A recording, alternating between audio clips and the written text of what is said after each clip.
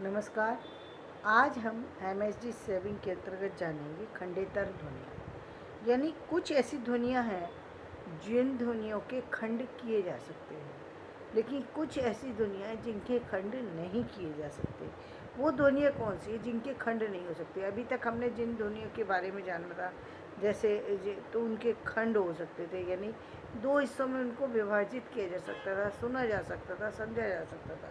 लेकिन कुछ ऐसी हैं जिनका खंड नहीं किए जा सकते, जैसे नासिक है, निरानुनासिक, प्राणत्व, गोशत्व के आधार पर खंड किए जा सकते थे।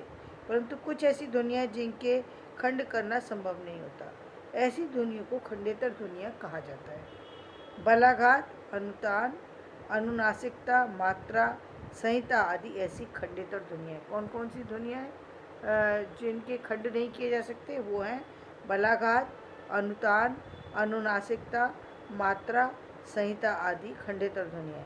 खंडेतर ध्वनियों की संकल्पना समझने से पहले अक्षर की संकल्पना को समझना आवश्यक है।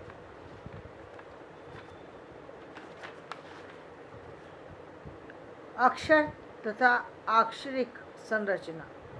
अक्षर तथा अक्षरिक यानी अक्षर की संरचना किसी न किसी अक्षरिक संरचना मतलब उसके अंदर की संरचना के आधार पर होती है। यह तो आप जानते ही हैं कि जब हम सांस लेते हैं तो वायु हमारे फेफड़ों में आती जाती है, जिनके परिणाम स्वरूप फेफड़े फूलते हैं और सिकुड़ते हैं। फेफड़ों के फूलने और सिकुड़ने को हृदय स्पंद कहा जाता है। क्या कहा जाता है? फेफड़े के फूलने और सिकुड़ने को हृदय स्पंद। एक हृदय स्पंद में कभी तो केवल एक स्वर ही उच्चारण होता है, और जैसे आ, ए, ओ, सिर्फ एक ही हृदय स्पंद है यहाँ पर, यानी एक ही आवाज़ सुनाई दे रही है, एक ही ध्वनि सुनाई दे रही है, और कभी एक से अधिक ध्वनियाँ सुनाई देती हैं। जैसे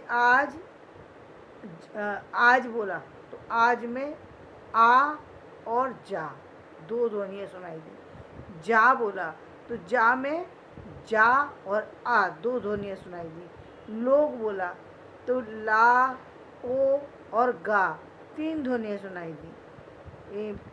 इसी तरीके से अन्य ध्वनियाँ भी सुनाई देती हैं। उम्र प्राण का भी उच्चारण किया जाता है। इस प्रकार एक हृदय स्पंद में जितनी भी ध्वनियाँ एक साथ उच्चारित होती हैं वे सब एक हृदय स्पंद, यानी एक शब्द में, एक अक्षर में भी कह सकते हैं, एक शब्द में भी कह सकते हैं, एक पद में भी कह सकते हैं। जितनी भी ध्वनियाँ आती हैं, जैसे लो आज था तो ये एक शब्द हो गया। इस शब्द में जितनी ध्वनियाँ आई, जा भी एक शब्द हो गया क्योंकि जा और आ दो। और दूसरी बात, शब्द जा शब्द क्यों बना? जा इसलिए क्योंकि जाने की ओर संकेत कर रहा है। एक तो इसलिए क्योंकि क्योंकि शब्द में और वर्ण में फ़र्क क्या होता है? फ़र्क ये कि शब्द अर्थ देते हैं, वर्ण केवल का बोलोगे तो अर्थ नहीं देगा। लेकिन जब हमने बोला आने का संकेत दे रहा है, जा जाने का संकेत दे रहा है। यदि हमने इस अर्थ में इन दोनों का प्रयोग किया है, आने और जाने के अर्थ में, तो ये शब्द बन जाएंगे। यदि हमने केवल सामान्य में बोला है तो ये केवल वर्ण बने रहेंगे या स्वर व्यंजन बने रहेंगे। तो ये समझने की, तो एक हृदय स्पंद में केवल एक ही ध्वनि उच्चारित होती है, तो यह निश्चित है कि स्वर तो यह निश्चितता है कि स्वर ही होती है। एकाधिक ध्वनियों में स्वर के पहले बाद में या पहले तथा बाद में व्यंजन ध्वनियाँ भी आ सकती हैं। इन ध्वनियों में कभी कभी एक या एक से अधिक ध्वनियाँ हो सकती हैं। यदि एक ही ध्वनि सुनाई दे रही है तब वो क्या होगा? तब हमने क्या बताया था आपको कि वो खंडेतर ध्वनि है, कि उसका खंड ही नहीं किया जा सकता। जब हमने खंडेतर को इस तरीके से प्रयोग किया कि एक के अलावा दूसरी ध्वनि हमें सुनाई नहीं दी, हमने एक बार आ को हमने शब्द की तरह से प्रयोग किया, लेकिन दूसरे हम केवल स्वर की तरह आ, तो इसमें हमें सिर्फ आ की ध्वनि सुनाई दे रही है, इसमें कोई खंड नहीं हो रहा, एक ही स्वर निकल रहा है। तो ये कौन सी ध्वनि है? खंडेतर। खंड किसके? जिसके दो खंड हो जाए। का बोला, का के दो खंड हो गए, का और आ। शब्द है आज, तो आज के दो आज का जो है वो आज कल, तो आज और कल में दो खंड हो गए।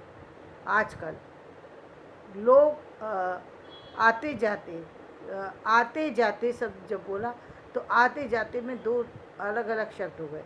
तो ये जो है ये खंडित शब्द हो गए, और वो खंडित ध्वनि हो गई जिसमें जैसे का, उसके खंड किए जा सकते हैं, का और आ खंड हो गया। बा, बा और आ, बी, बा और ई, तो इसमें अक्षर के खंड हो गए।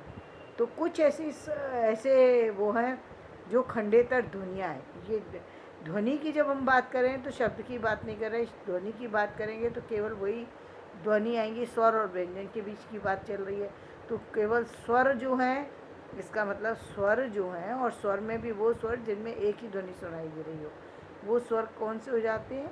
खंडेतर ध्वनियाँ। और वो कौन से वो हो जाते हैं जिनमें दो ध्वनियाँ सुनाई देती हैं, वो होते हैं वो खंड, यानी खंडित स्वर, जिनको हम खंड में बांट सकते हैं। ज़्यादातर ध्वनियाँ खंडों में बांटी जा सकती हैं, और कुछ खंडों मतलब कुछ ध्वनियों के विभाग किए जा सकते हैं, कुछ ध्वनियों को बांटा जा सकता है, कुछ ध्वनियों को नहीं बांटा जा सकता। जिन ध्वनियों को बांटा जा रहा है वो हो गई खंड, और जिनको नहीं बांटा जा सकता वो खंडेतर, खंड से परे हैं, वो उनके खंड किए ही नहीं जा सकते, टुकड़े किए ही नहीं जा सकते। और ये सब होता किसके कारण से? हृदय स्पंद के। और हृदय स्पंद क्या है?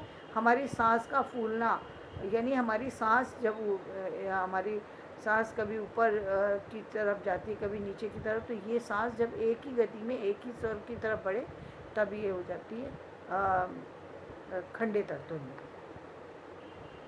अब अक्षरिक संरचना की बात करें, जैसे हम अब अक्षर का मतलब शब्द हो गया, अक्षर शब्द बन गया। अब अक्षर में जैसे हमने कहा नाम एक अक्षर है। तो जैसे हमने नाम को कहा, तो ना को हम यदि ना, आ और माँ, नाम। यदि हम बोले प्रश्न, तो पा प्लस रा प्लस आ प्लस शा प्लस ना, तो हो जाएगा प्रश्न। इसी तरीके से कुछ ऐसी ध्वनियाँ हैं जिन पर बल दिया जाता है, जिन पर बल नहीं, बलाघात होता है। कुछ पर बल यानी कुछ पर स्ट्रेस देकर के बोला जाता है, कुछ पर स्ट्रेस नहीं दिया जा सकता। जैसे कुछ शब्द ऐसे, कुछ शब्द भी, कुछ व्यंजन भी ऐसे जहाँ पर हमको ज़्यादा जोर दे करके बोलना पड़ता है, जहाँ पर हमें प्राणवायु अधिक लगानी पड़ी, वो बलाघात वाले हो जाते हैं।